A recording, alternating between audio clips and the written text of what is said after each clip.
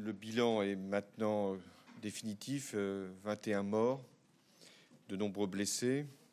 Et parmi les personnes décédées, 3 Françaises, 3 personnes françaises, 3 citoyens français. Nous en avons eu, hélas, la confirmation.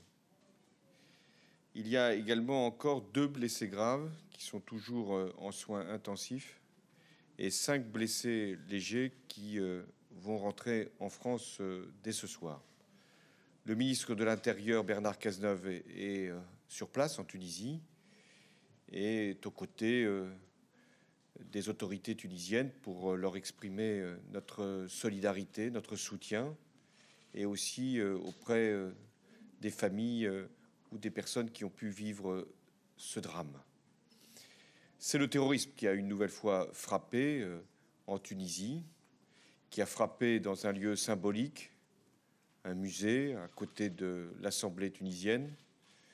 C'est un terrorisme qui veut s'attaquer à un pays qui est un pays exemplaire dans la transition démocratique qui a été la sienne. C'est un pays ami de la France. C'est un pays qui compte sur le tourisme pour assurer son développement et qui donc a besoin plus que jamais à la fois de sécurité et de solidarité.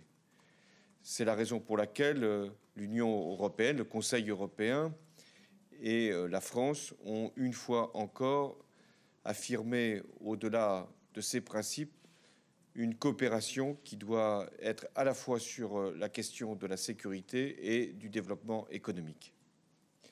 Je parle de la Tunisie et j'en viens à la Libye.